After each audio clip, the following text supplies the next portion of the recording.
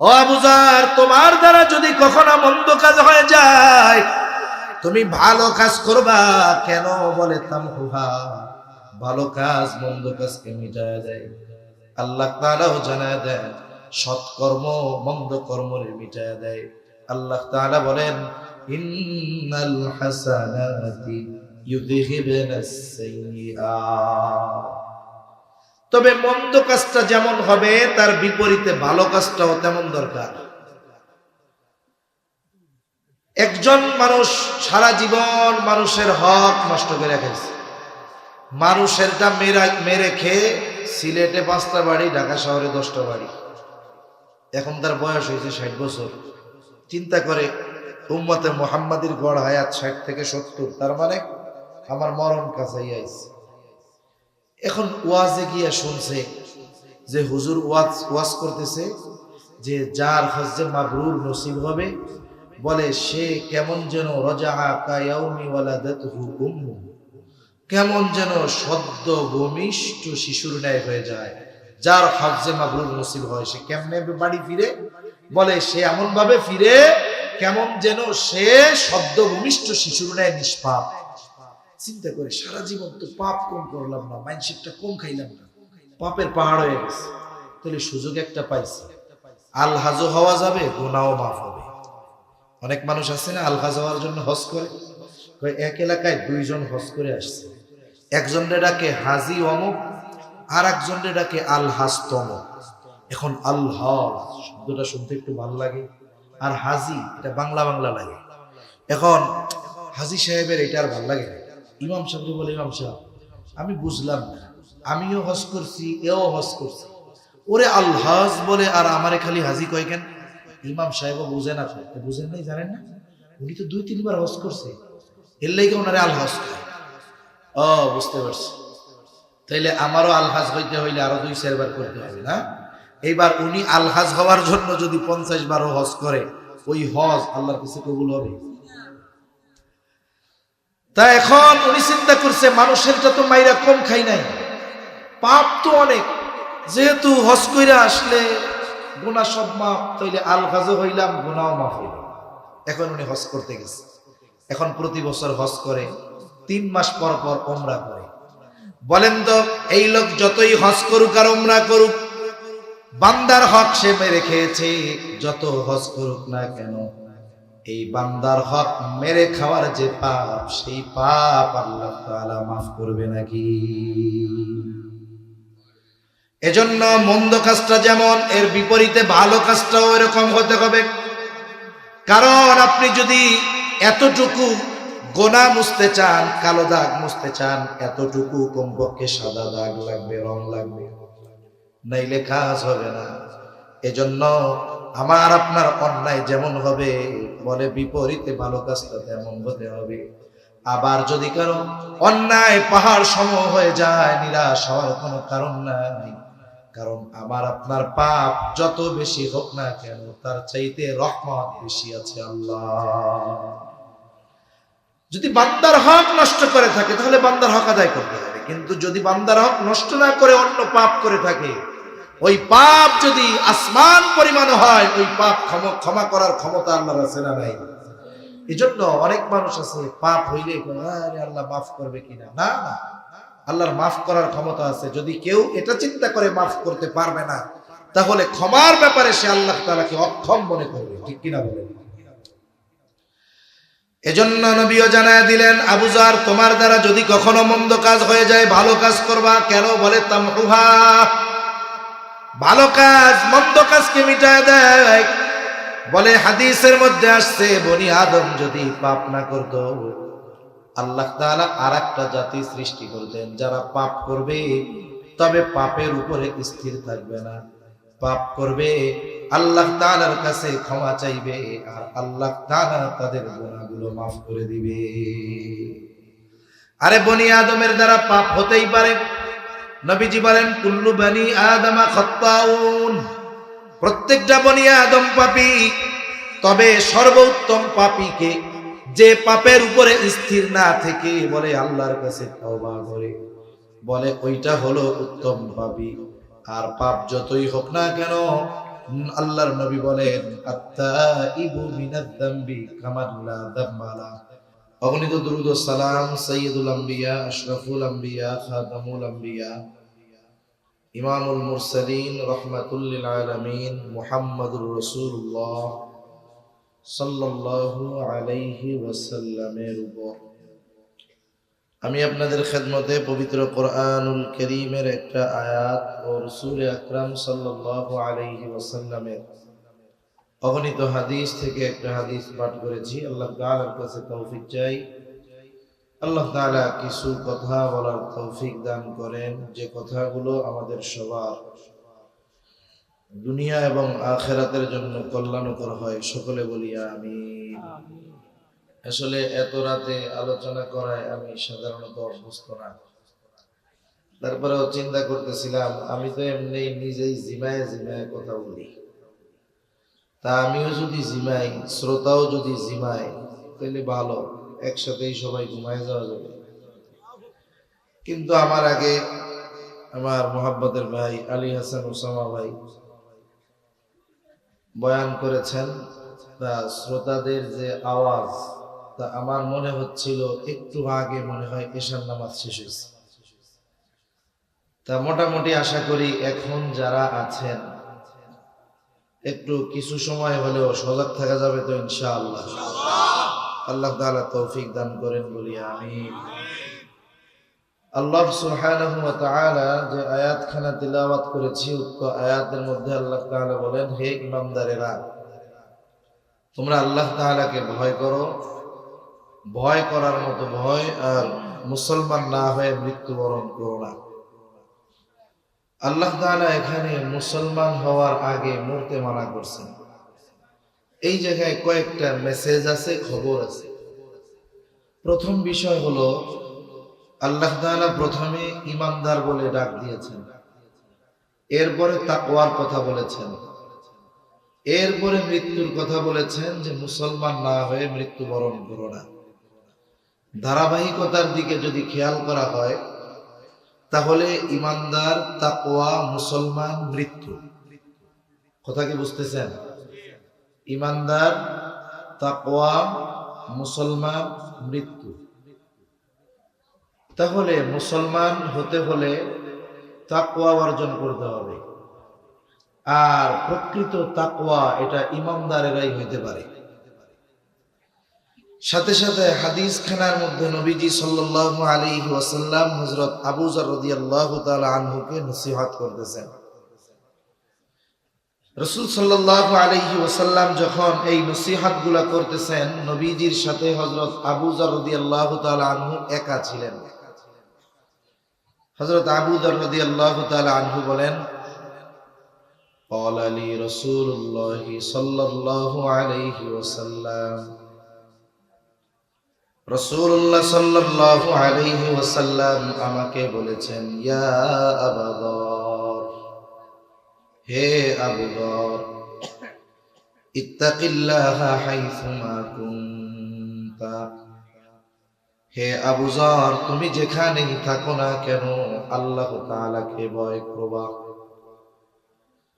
রাসূল আকরাম সাল্লাল্লাহু আলাইহি ওয়াসাল্লাম আবু যর রাদিয়াল্লাহু তাআলা আনহুকে তাকওয়ার নির্দেশ দিয়েছেন। শুধু তাই না, আল্লাহ তাআলা কোরআনুল কারীমের মধ্যে আমাদের তাকওয়া অর্জনের জন্য নির্দেশ দিয়েছেন।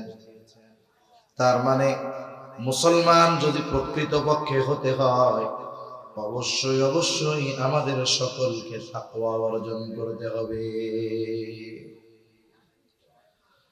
কোরআনুল কারীমের মধ্যে আল্লাহ তাআলা তাকওয়ার কথা বারবার বলেছেন। সাধারণত তাকওয়ার দুইটি অর্থ বেশি ব্যবহার হয়ে থাকে। আবার তাকওয়া অর্জনের নির্দেশ আল্লাহ তাআলা কখনো সমগ্র মানব জাতিকে উদ্দেশ্য করে দিয়েছেন, কখনো শুধুমাত্র ঈমানদারদের উদ্দেশ্য করে তাকওয়া অর্জনের নির্দেশ দিয়েছেন।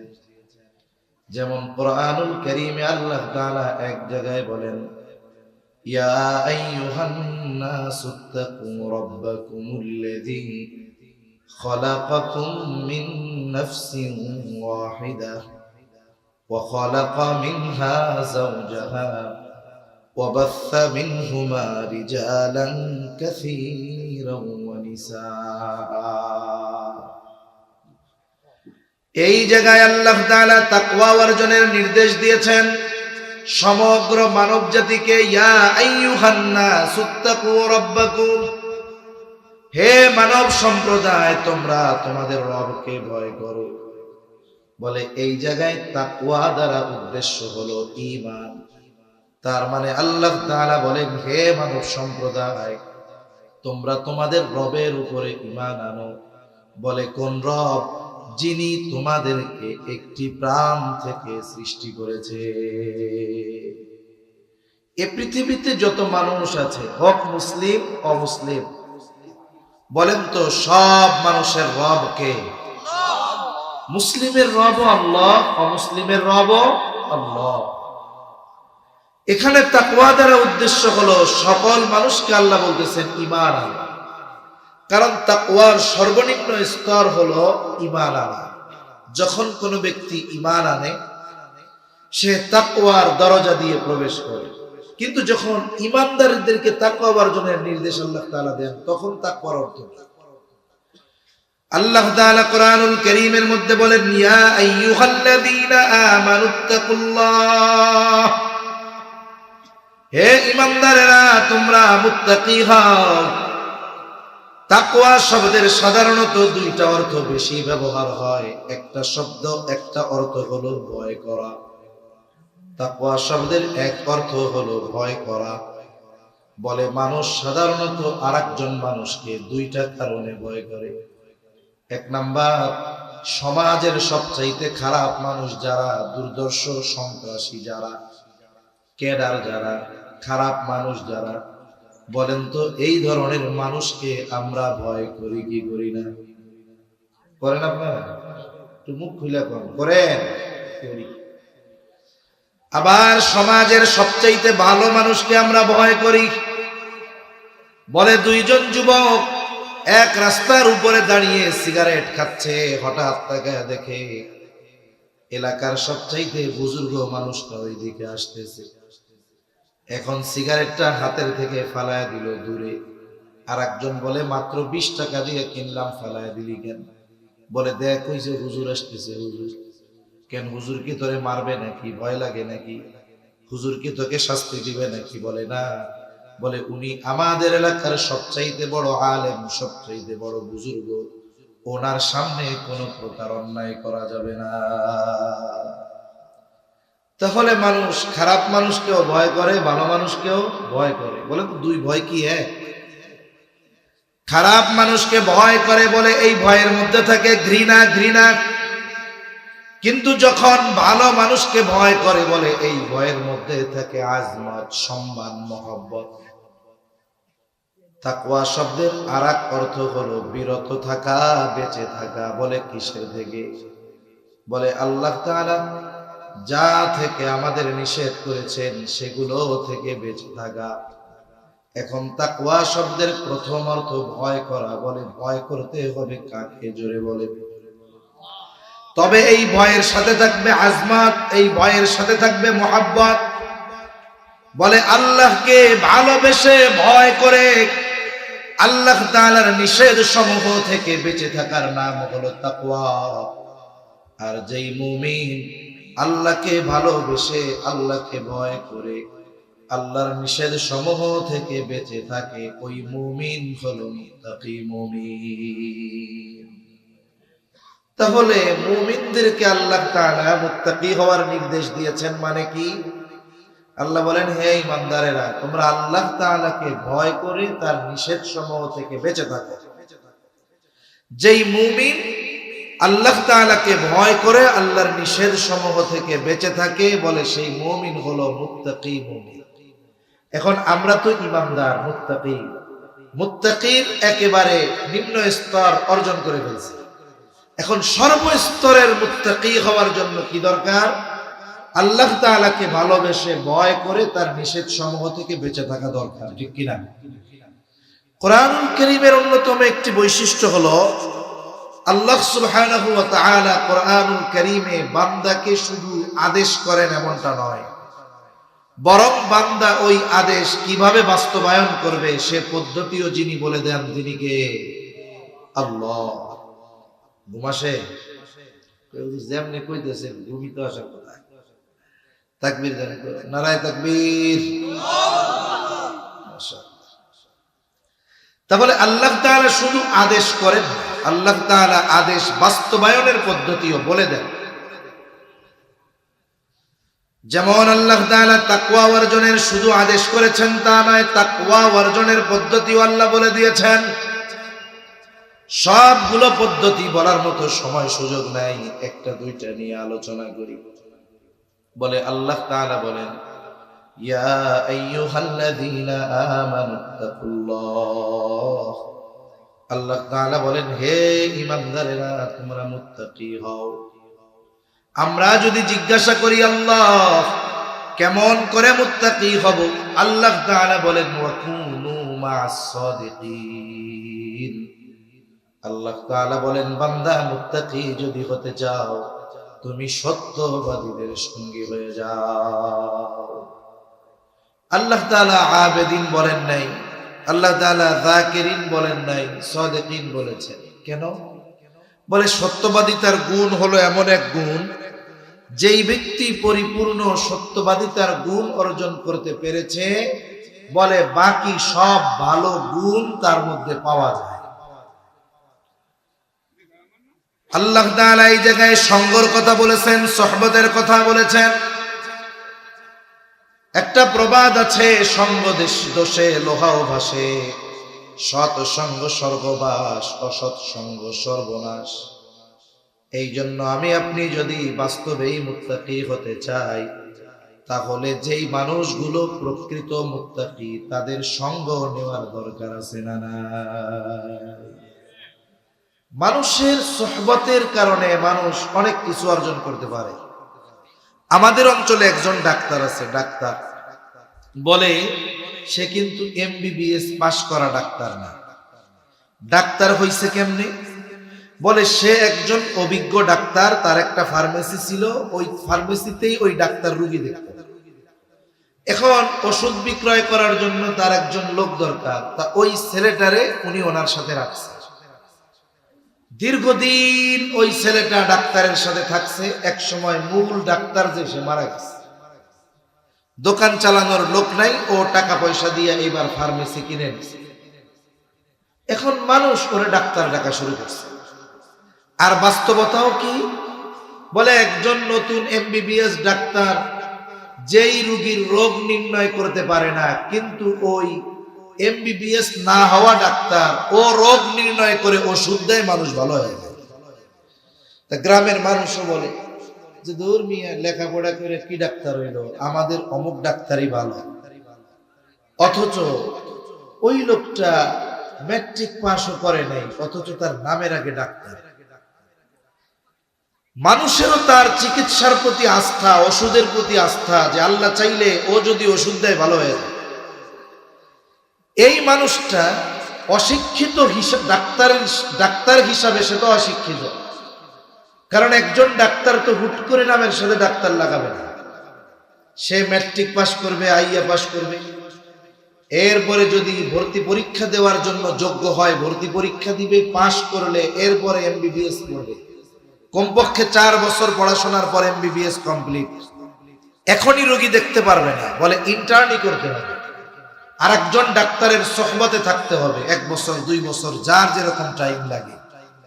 এরপরে ওই যার সাথে ইন্টার্নি করছে, যার সোহবতে আছে, ও সার্টিফিকেট দিবে যে না এখন থেকে ও রোগী দেখতে পারবে, প্রেসক্রিপশন লিখতে পারবে। এই ব্যক্তির নামের আগে ডাক্তার লেখার জন্য কত বছর সময় লাগছে। আর ওই লোক এক ডাক্তারের সাথে থাইকা এখন অটোমেটিক ডাক্তার হয়ে গেছে। কেন হয়েছে? বলে 15-16 বছর একজন অভিজ্ঞ ডাক্তারের সোহবতে থেকে, কাছে থেকে ও মোটামুটি অভিজ্ঞতা অর্জন করে ফেলছে কোন রোগ হইলে কি ওষুধ দিতে হবে। এজন্য মানুষের সঙ্গের কারণে মানুষের মধ্যে মানুষের প্রভাব বিস্তার হয়। যেমন চম্বুক একটি পদার্থ, বলে লোহা আর একটা পদার্থ, লোহা চম্বুকের চাইতেও শক্ত, কিন্তু চম্বুকের মধ্যে একটা গুণ আছে, আর একটা লোহাকে আকর্ষণ করা, লোহার মধ্যে এটা নাই। এখন লোহা যদি এই চিন্তা করে আমি অনেক শক্তিশালী, এই গুণ চম্বুকের কাছ থেকে কাইড়া নিবে, এটা কি সম্ভব?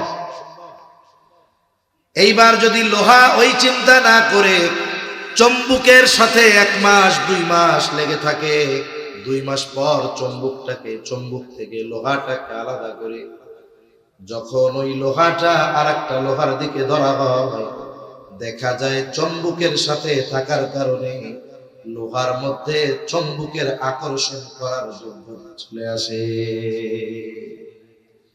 এজন্য আমরা যদি আমাদের চরিত্রকে উন্নত করতে চাই, তাহলে চারিত্রিক দিক দিয়ে যে আমার চাইতে উন্নত, আমাকে তার সঙ্গ গ্রহণ করতে হবে।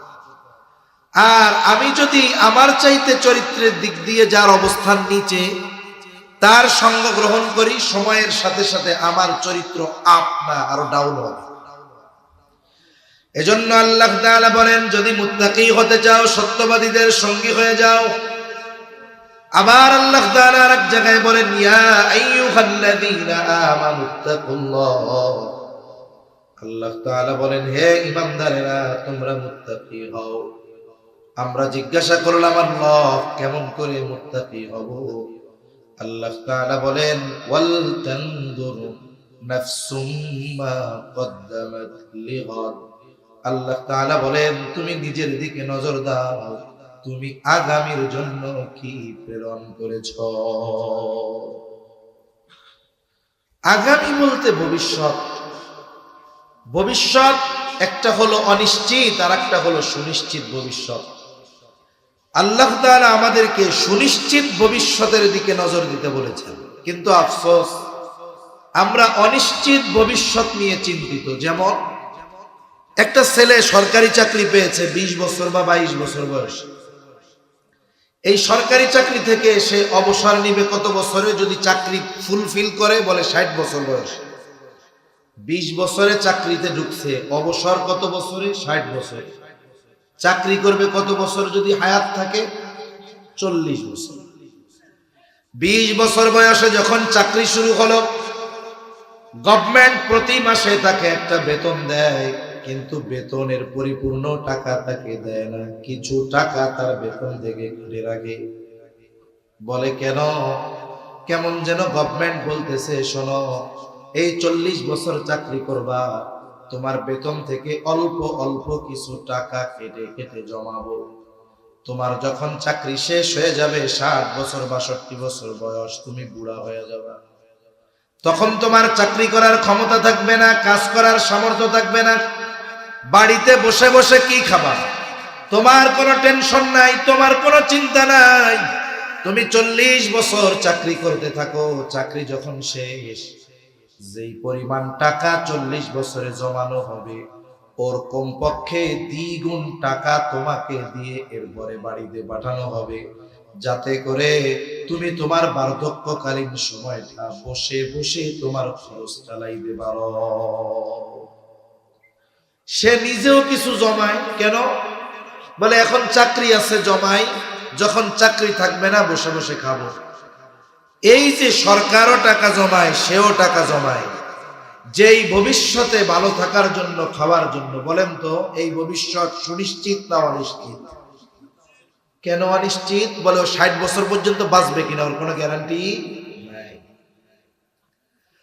আল্লাহ তাআলা মূলত আমাদেরকে সুনিশ্চিত ভবিষ্যতের দিকে নজর দিতে বলেছেন।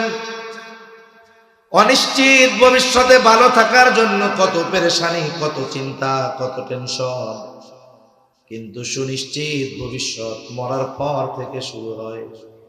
বলে সুনিশ্চিত ভবিষ্যৎ কবর, সুনিশ্চিত ভবিষ্যৎ হাসর, সুনিশ্চিত ভবিষ্যৎ কারো জন্য জান্নাত, কারো জন্য জাহান্নাম।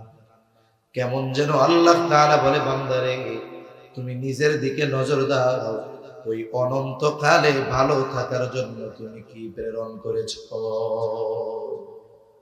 দুনিয়ায় ভালো থাকার জন্য তো টাকা জমাইতেছো, আখিরাতে ভালো থাকার জন্য তুমি ওই জায়গায় কি পাঠাইতেছো, একটু হিসাব করো নিজে। এজন্য বুজুর্গানে দিন আমাদেরকে মুহাসাবার কথা বলেন, জীবনের হিসাবের কথা বলেন। দেখুন, প্রত্যেকটা বাজারে বড় বড় ব্যবসায়ী থাকে।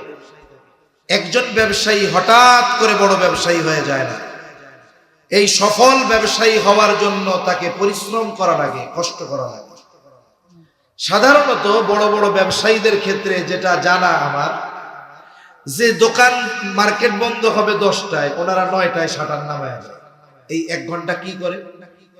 বলে 1 ঘন্টা সারা দিনের হিসাব করে। প্রথমত হিসাব করে আজকে তার বেচা কেনা কত হলো, দ্বিতীয় হিসাব করে আজকে কত টাকার মাল জিনিস কিনলো, তৃতীয় হিসাব করে আজকে বাকি কত গেল, 4 নম্বর হিসাব আজকের বেচা কেনার আলোকে তার লাভ কত হলো, এর একটা হিসাব বাইর করে। মনে করেন ব্যবসায়ী 1 লক্ষ টাকা যদি তার সেল হয়, লাভ হয় 20,000, কিন্তু হিসাব করতে গিয়া দেখে 1 লাখ বিক্রয় হয়েছে ঠিক, বাকি গেছে 25,000। বলেন তো আজকের দিনে ব্যবসায়ীর যে লাভ, এই লাভের টাকা কি ব্যবসায়ীর পকেটে আছে নাকি? লাভেরটা তো নাই, উল্টা আরো নিজের যেই পুঁজি মূলধন, এখান থেকে আরো 5,000 মানুষের পকেটে গেছে। মানুষের অভ্যাস হইল সে বাকি নেওয়ার পরে অসুস্থ হয়ে যায়। এজন্য অনেক দোকানে লেখা থাকে, বাকি দিয়ে আপনাকে বিপদে ফেলতে চাই না। বুঝলেন না? বাকি দিয়ে বিপদে ফেলতে চাই না। এখন ও হিসাব করছে, এই গতিতে যদি আমার ব্যবসা 1 মাস চলে তাহলে লাভ তো বহুদূর, বরং আমার ব্যবসায় লাল বাতি জ্বলে যাওয়ার সম্ভাবনা আছে। এখন ও চিন্তা করতেছে, প্ল্যানিং, কালকে থেকে কিভাবে ব্যবসা করা যায়। এবার কর্মচারীদের বলে, এই শোনো, আগামীকাল থেকে আমার 1 লাখ টাকা বিক্রি করা লাগবে না, আমি নগদ বিক্রি করব 50,000। 1 লাখ বাকি বেচা 20,000 লাভ করার দরকার নেই, আমি নগদ 50,000 বিক্রয় করে 10,000 লাভ করব, তাও ভালো। কর্মচারীদের এইবার সে ডিরেকশন দেয়, আগামীকাল থেকে আমার বাপেও যদি বাকি চায় 1 টাকাও দিবা না। এখন দোকান বন্ধ করে বাড়িতে চলে গেল। বলে হিসাবের পরে ফলাফল কি? ফলাফল হলো আগামী দিন তার ব্যবসা কোন পদ্ধতিতে পরিচালিত হবে, এই রাতের হিসাবের কারণে সে এই বিষয়ের সিদ্ধান্ত নিতে সক্ষম হয়। এজন্য যেই ব্যবসায়ী তার ব্যবসার হিসাব দৈনন্দিন করে, বলে এই ব্যবসায়ী সফল ব্যবসায়ী হতে পারে। আর যদি ভবঘুরে ব্যবসায়ী হয়, কারণ অনেক মানুষ আমি দেখছি, বাবা বিদেশে ছিল, সে বাড়িতে মোটরসাইকেল একটা নিয়ে ঘুরে বেড়াইতো। এখন বাবা বাড়ি আসছে, বিবাহ শাদী দিবে ছেলেকে, ছেলে তো বেকার, কেউ মেয়ে দিতে চায় না। এখন ছেলে বলে, আব্বা এক কাম করেন। কি কাম? আমার গোয়ালা বাজার একটা দোকান নিয়ে দেন, আমি ব্যবসা বাণিজ্য করি। যে জীবনে ব্যবসা করে নাই, ওরে কোটি টাকার পুঁজি দিলেও ব্যবসা টিকাইতে পারবে না। সুন্দর মতো 10 লাখ টাকা অ্যাডভান্স দিয়ে দোকান নিয়েছে, 10 লাখ টাকা দিয়ে ডেকোরেশন করেছে, 30 লাখ টাকার মাল উঠে গেছে, কিন্তু ব্যবসার এক্সপিরিয়েন্স, অভিজ্ঞতা তার জিরো। কি দেখা গেল? 1 বছরের মাথায় দোকান আছে, কিন্তু দোকানে কোনো মাল জিনিস নেই। কিন্তু অনেক ব্যবসায়ী আছে যাদের অভিজ্ঞতা এবং অধ্যবসায়, পরিশ্রম, 100 টাকার পুঁজি নিয়ে শুরু করছে 1 কোটি টাকার মালিক। সেদিন একজন আলেমের ব্যাপারে শুনতেছিলাম, ও শুরু করছে 2,500 টাকা পুঁজি দিয়ে। ওনাকে জিজ্ঞাসা করা হলো, এখন আপনার বিজনেস ভ্যালু কত, আপনার মূলধন কত? বলে, আমার এখন মূলধন 1 কোটি টাকার উপরে। 4 বছরের মধ্যে কোটি টাকায় পৌঁছিয়ে গেছে। ঘরে বসে আড্ডা মেরে নয়, বরং এই ব্যবসার পেছনে তাকে সময় দেওয়া লেগেছে এবং পরিশ্রম করা লাগছে। ঠিক কিনা বলছি? তাহলে সফল ব্যবসায়ী রাতে হিসাবের মাধ্যমে আগামী দিনের ব্যবসার কর্মপন্থা নির্ধারণ করে। বলে, আমি আপনিও রাতের বেলা হিসাব করব, তবে টাকা পয়সার নয়। বলে, আমার হায়াতের, আমার কর্মের, আমার আমলের হিসাব। এই জন্য বুজুর্গানে দিন বলেন, রাতের বেলা যখন ঘুমাইবা বালিশের সাথে মাথাটা লাগাইবা। আমাদের অভ্যাস হলো মোবাইলটা হাতে নেই, কিন্তু আধুনিক চিকিৎসা বিজ্ঞানও বলে এটা ঠিক নয়। কারণ আপনি বালিশের পাশে মোবাইল রেখে ঘুমাবেন, এর রেডিয়েশন আপনার ক্ষতির কারণ হতে পারে। কমপক্ষে 6 ফিট দূরে মোবাইলটা রাইখা ঘুমান, মাথা লাগান বালিশের সাথে, একটু চিন্তা করেন আজকে সারাদিন আমার ভালো কাজ কতগুলো, মন্দ কাজ কতগুলো, একটু হিসাব করেন। দেখা যাবে এক ব্যক্তি হিসাব শুরু করছে, বলে হিসাবের পরে দেখা গেল তার সারাদিন মন্দ কাজ বেশি, ভালো কাজ কম। বলে রাতের বেলায় যেই চিন্তা করে বিছানায় যায় এর প্রভাব তার মধ্যে রাতের বেলা বিস্তার লাভ করে। এখন এই লোকটা হিসাব করে দেখে গুনাহ বেশি সওয়াব কম। এখন তার মধ্যে একটা চিন্তা চলে আসছে, আরে আমার বিগত হায়াতের হিসাবটাও যদি এমন হয় গুনাহ বেশি সওয়াব কম, আর যদি আজকের রাতটা আমার জীবনের শেষ রাত হয়ে যায়, আমল নামায় যদি গুনাহ বেশি হয় সওয়াব যদি কম হয়, হয়তো আগামী হাসরের ময়দানে আগামীকাল আল্লাহর সামনে আমাকে গুনার বোঝা নিয়ে আল্লাহর সামনে হাজির হওয়া লাগবে। মানুষের আত্মচিন্তা মানুষের জীবন পরিবর্তনের কারণ হতে পারে। হয়তো এই লোকটা এখন চিন্তা করবে, আল্লাহ আমি আমার বিগত গুনাহের জন্য আপনার কাছে ক্ষমা চাই, আমি আগামীতে আর গুনাহ করব না, আয় আল্লাহ আপনি আমারে মাফ করে দেন। হয়তো একা একা আল্লাহ তাআলার কাছে খালিস তওবা করলো। আল্লাহ না করুক, হতে পারে সে রাতের বেলায় মারা গেল, কিন্তু এই খালিস তওবার কথা দুনিয়ার কেউ না জানলেও আল্লাহ তাআলা জানে। এই তওবার কারণে, এই চিন্তার কারণে হয়তো কিয়ামতের দিন ওই ব্যক্তি আমল নামায় গুনাহ শূন্য অবস্থায় আল্লাহ তাআলার সামনে হাজির হয়ে যাবে। কারণ মানুষের কোন কথা, কার কথা, কি চিন্তা মানুষের জীবনে পরিবর্তন আনতে পারে এটা বলা যায় না। দেখুন রাসূল আকরাম সাল্লাল্লাহু আলাইহি ওয়াসাল্লাম জালেম, তার নাম হলো কিফিল। হাদিস বর্ণনাকারী বলেন, আব্দুল্লাহ ইবনে মাসউদ রাদিয়াল্লাহু তাআলা আনহু বলেন, নবীজি এই জালেম কিফিলের ঘটনা একবার দুইবার না বারবার আমাদেরকে শোনাইছেন। এই জালেমের অবস্থা কি ছিল? বলে এমন কোন পাপ নাই এই জালেম করে নাই, সব পাপ সে করত। জালেম কিফিল সুদি কারবারি করত, মানুষকে সুদের উপরে টাকা দিত। একদিন একজন বিধবা মহিলা জালেম কিফিলের কাছে এসে বলে, কিফিল আমি বড় অভাবে পড়েছি, আমার কিছু টাকা প্রয়োজন, আমারে কিছু টাকা কর্জ দাও, ধার দাও। যেই মানুষগুলো সুদি কারবারি করে এরা মানুষের বিপদে মানুষকে কখনো কর্জ দিবে না, ধার দিবে না। জালেম কিফিল বলে, তুমি যদি টাকা নিতে চাও তাহলে সুদের উপরে লাভ দিয়ে টাকা নিতে হবে। এইবার মহিলা বলে, কিফিল আমার যদি তোমাকে সুদের টাকা দেওয়ার মতো সামর্থ্য থাকতো তাহলে কি আমি তোমার কাছে টাকা চাইতে আসতাম নাকি রে কিফিল? এই জালেম কিফিল মহিলার দিকে তাকায়, দেখে চেহারা সুন্দর। এইবার মহিলাকে বলে, তুমি টাকা নিতে পারো, এই শর্তে সুদ দিতে পারবা না, তবে যদি আমার সাথে জেনায় লিপ্ত হও তাইলে তুমি টাকা নিতে পারো। হাদিসের মধ্যে আসছে, কাদাল ফাকিরু আইয়াকুনা কুফরা, দরিদ্রতা মানুষকে কুফরি পর্যন্ত পৌঁছায় দেয়। এর বাস্তব উপমা আমাদের দেশের প্রত্যন্ত অঞ্চলগুলোর মধ্যে আছে। পার্বত্য অঞ্চলে একেবারে 2-4-10 হাজার টাকার বিনিময়ে মানুষকে বেঈমান বানায় ফেলতেছে। একেবারে উত্তর অঞ্চলে যে সব জায়গায় সাধারণভাবে মানুষের যাওয়া কঠিন, বলে ওই প্রত্যন্ত অঞ্চলের মধ্যে 10,000, 15,000, 20,000 টাকার বিনিময়ে মানুষকে বানায় ফেলতেছে।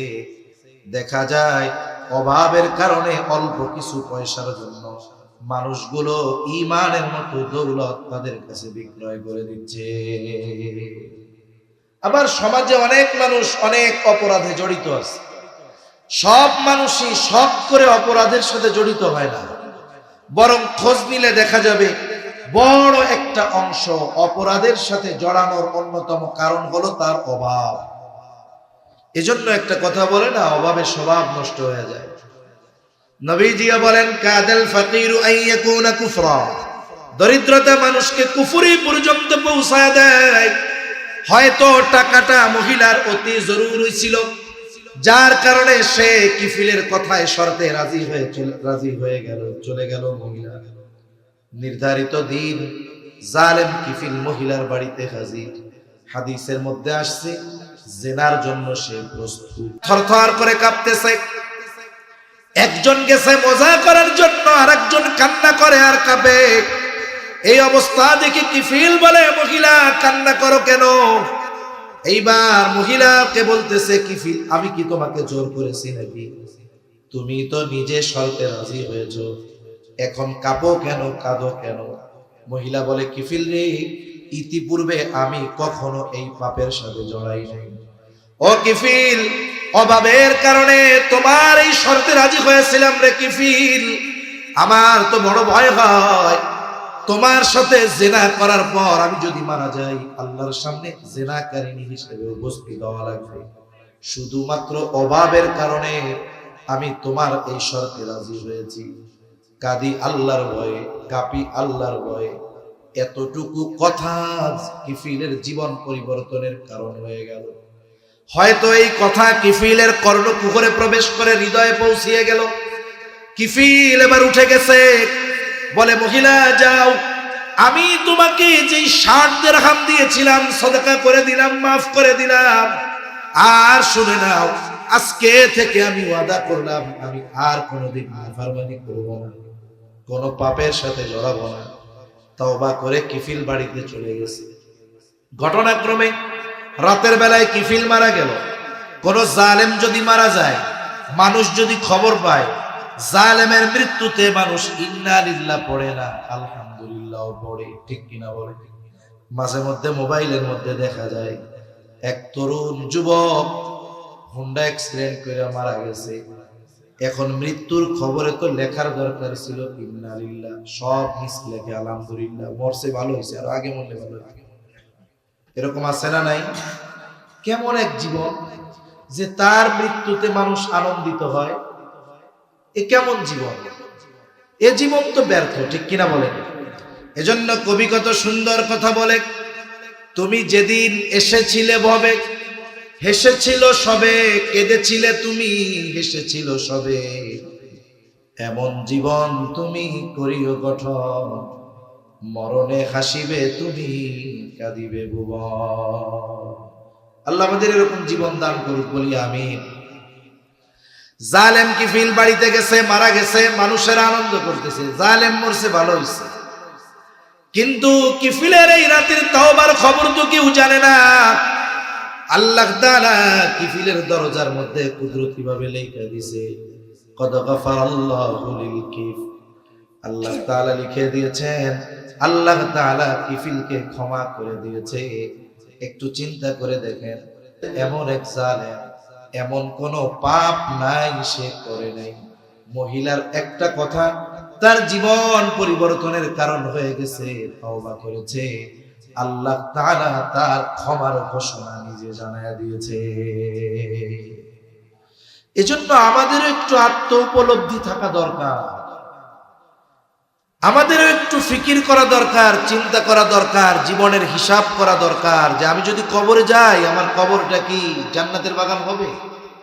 আমার কি সেই পুঁজি আছে যে আমি কবরে গেলে প্রশ্নের জবাব দিতে পারবো, আর আল্লাহর পক্ষ থেকে ঘোষণা আসবে, ফাফরিশুহু মিনাল জান্নাহ ওয়ালবিসুহু মিনাল জান্নাহ ওয়াফতাহু লাহু বাবান ইলাল জান্নাহ। আরে আমার কি সেই ঘোষণা পাওয়ার পুঁজি আছে কিনা, এই হিসাব করার দরকার আছে না নাই? কিন্তু আফসোস, এই হিসাব আমাদের নাই। আমাদের হিসাব হলো টাকার হিসাব, আর দুনিয়ায় কেমনে ভালো থাকবো, কেমনে গাড়ি কেমনে হবে, বাড়ি কেমনে হবে, প্রাচুর্যতা কেমনে হবে, আমার এই চিন্তা আমাদের। কথা লম্বা হয়ে যাচ্ছে, মূল কথা হলো তাকওয়া অর্জনের পদ্ধতিগুলোর কথা বলতেছিলাম। আল্লাহ তাআলা জানায়া দিলেন, সত্যবাদীদের সঙ্গী হও, নিজের দিকে নজর দাও, আগামীর জন্য তুমি কি প্রেরণ করেছো। সাথে সাথে এই বিষয়টাও জানার দরকার, আমরা যদি মুত্তাকি হয়ে যাই, শুধু যে পরকালের লাভ এমনটা নয়, দুনিয়ার লাভও রয়েছে, আখিরাতে তো আছেই অফুরন্ত। দুনিয়ায় কি হবে দেখুন, কোন ব্যক্তি যদি আমাকে আপনাকে এই নিশ্চয়তা দেয়, বা এই গ্যারান্টি যদি আমি আপনি পেয়ে যাই, যে এই দুনিয়ায় যত মুসিবত আমার উপরে আসুক না কেন, বিপদ আসুক না কেন, ওই বিপদ থেকে আমার বের হওয়ার ব্যবস্থা হয়ে যাবে। 2 নাম্বার, জীবন উপকরণ, এই হায়াতে বেঁচে থাকতে যত কিছু প্রয়োজন সব প্রয়োজন মেটানোর ব্যবস্থা হয়ে যাবে। এই দুইটা জিনিসের নিশ্চয়তা যদি পাওয়া যায়, বলেন তো দুনিয়ায় ওই ব্যক্তির আর কোনো টেনশন আছে? জোরে বলেন না, আছে? অথচ আল্লাহ তাআলা মুত্তাকি যারা, তাদেরকে এই দুই জিনিসের গ্যারান্টি দিচ্ছেন। আল্লাহ রাব্বুল আলামিন বলেন, ওয়া মান ইয়াত্তাকিল্লাহা ইয়াজআল লাহু মাখরাজা ওয়া ইয়ারযুকুহু মিন হাইসু লা ইয়াহতাসিব। আল্লাহ তাআলা বলেন, যে আল্লাহ তাআলাকে ভয় করে, যে মুত্তাকি, বলে ইয়াজআল লাহু মাখরাজা, বিপদ আপদ মুসিবতে যদি কখনো মুত্তাকি পতিত হয়ে যায়, ওই বিপদ থেকে উত্তরণের রাস্তার ব্যবস্থা যিনি করে দেন তিনি কে? শুধু তাই না, আল্লাহ তাআলা বলেন ওয়ায়ারযুকুহু মিন হাইসু লা ইয়াহতাসিব। মুত্তাকি বান্দার রিজিকের কোনো চিন্তা নাই, বরং আল্লাহ তাআলা বলেন আল্লাহ তার জন্য ধারণাতীত কল্পনাতীত জায়গা থেকে রিজিকের ব্যবস্থা করে দেয়। আর কথার দরকার নাই, কারণ নবীজির হাদিসের আলোকে তিনটা কথা আমার বলার নিয়ত রয়েছে। তাহলে নবীজিও বললেন ইত্তাকিল্লাহা হাইসুমা কুনতা, হে আবু যর, তুমি যেখানেই থাকো না কেন ভয় করবা কাকে? দুই নাম্বার নবীজি বলেন ওয়া আতবি'is সাইয়্যাতাল হাসানাতা তামহুহা। ও আবু যর, তোমার দ্বারা যদি কখনো মন্দ কাজ হয়ে যায়, তুমি ভালো কাজ করবা কেন? বলে তামহুহা, ভালো কাজ মন্দ কাজকে মিটায় দেয়। আল্লাহ তাআলাও জানায় দেন সৎকর্ম মন্দ কর্মরে মিটায় দেয়। আল্লাহ তাআলা বলেন ইন্নাল হাসানাতি ইউযহিবুনাস সাইয়্যাত। তবে মন্দ কাজটা যেমন হবে, তার বিপরীতে ভালো কাজটাও তেমন দরকার। একজন মানুষ সারা জীবন মানুষের হক নষ্ট করে রেখেছে, মানুষেরটা মেরে খেয়ে সিলেটে 5টা বাড়ি, ঢাকা শহরে 10টা বাড়ি। এখন তার বয়স হয়েছে 60 বছর। চিন্তা করে, উম্মতে মুহাম্মাদির গড় হায়াত 60 থেকে 70, তার মানে আমার মরণ কাছাই আইছে। এখন ওয়াজে গিয়া শুনছে যে হুজুর ওয়াজ করতেছে যে যার হজ্জে মাবরুর নসিব হবে, বলে সে কেমন যেন রাজাআ কায়াউমি ওয়ালাদাতুহু উম্মু, কেমন যেন সদ্য ভূমিষ্ঠ শিশুর ন্যায় হয়ে যায়। যার হজ্জে মাবরুর নসিব হয় সে কেমনে বাড়ি ফিরে? বলে সে এমন ভাবে ফিরে কেমন যেন সে সদ্য ভূমিষ্ঠ শিশুর ন্যায় নিষ্পাপ। চিন্তা করে, সারা জীবন তো পাপ কম করলাম না, মাইনসিকটা কম খাইলাম না, পাপের পাহাড় হয়ে গেছে। তাহলে সুযোগ একটা পাইছে, আলহাজও হওয়া যাবে, গুনাহও মাফ হবে। অনেক মানুষ আছে না আলহাজ হওয়ার জন্য হজ করে, এক এলাকায় 2 জন হজ করে আসছে, একজনের ডাকে হাজি অমুক, আর একজনের ডাকে আলহাজ তমুক। এখন আলহাজ শব্দটা শুনতে একটু ভালো লাগে, আর হাজি এটা বাংলা বাংলা লাগে। এখন হাজি সাহেবের এটা আর ভালো লাগে না। ইমাম সাহেব বলে, ইমাম সাহেব আমি বুঝলাম না, আমিও হজ করছি, এও হজ করছি, ওরে আলহাজ বলে আর আমারে খালি হাজি কয় কেন? ইমাম সাহেবও বুঝেন, আপনি বুঝেন নাই, জানেন না? উনি তো 2-3 বার হজ করছে, এর লাগে ওনারে আলহাজ কয়। ও বুঝতে পারছি, তাইলে আমারও আলহাজ হইতে হইলে আরো 2-4 বার করতে হবে না? এইবার উনি আলহাজ হওয়ার জন্য যদি 50 বারও হজ করে, ওই হজ আল্লাহর কাছে কবুল হবে?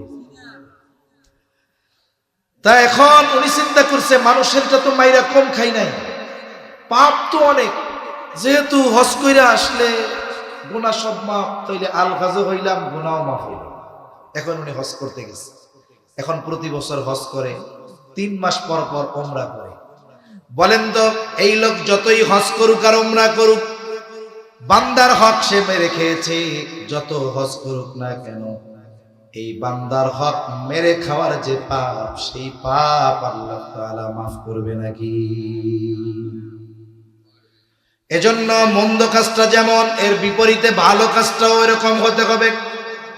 কারণ আপনি যদি এতটুকু গোনা মুছতে চান, কালো দাগ মুছতে চান, এতটুকু কমপক্ষে সাদা দাগ লাগবে, রং লাগবে, নাইলে কাজ হবে না।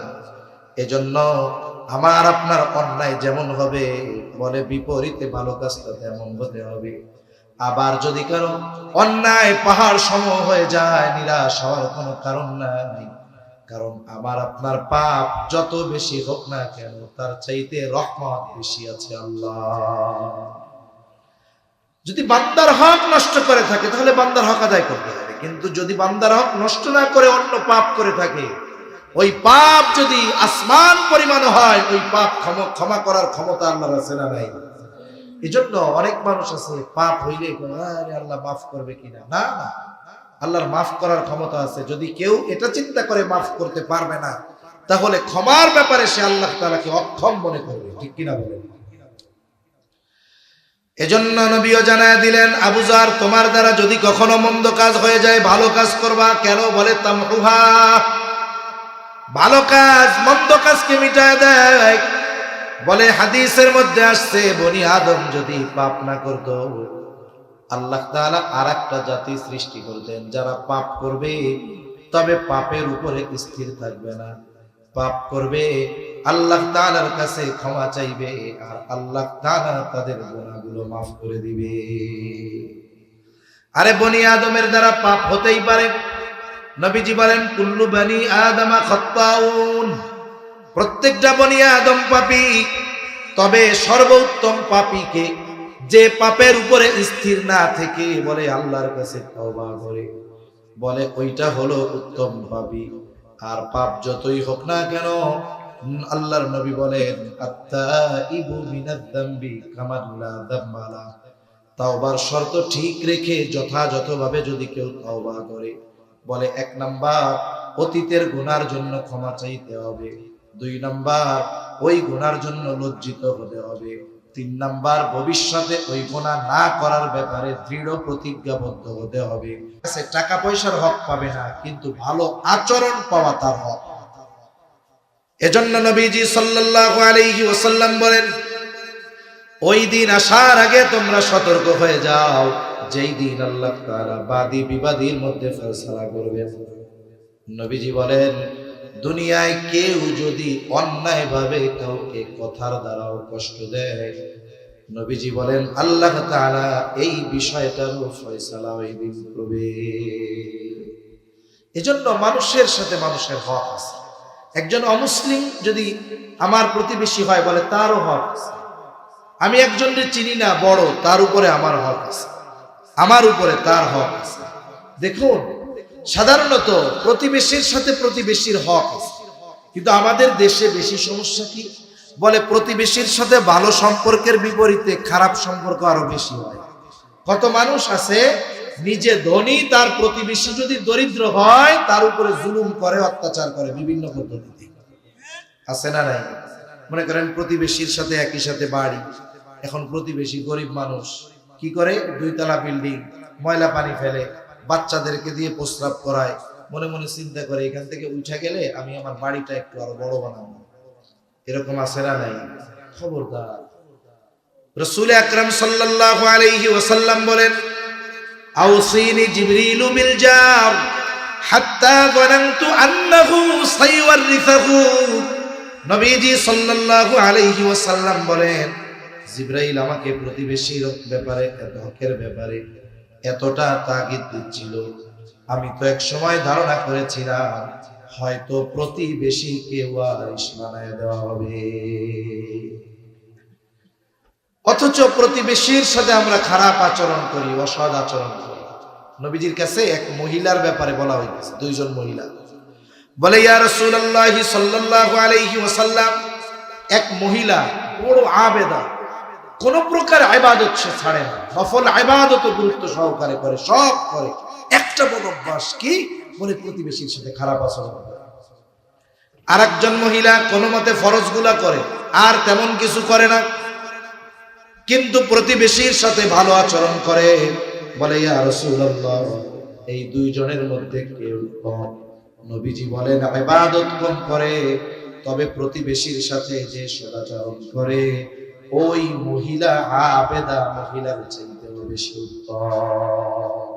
হযরত চলে আসছে, আমি শেষ করে দেই যেই কথাটা বলবো। দেখেন তাহলে বোঝা গেল প্রতিবেশীর সাথে খারাপ আচরণ করে বেশি ইবাদত করে, নবীজি বলছেন ও উত্তম নয়।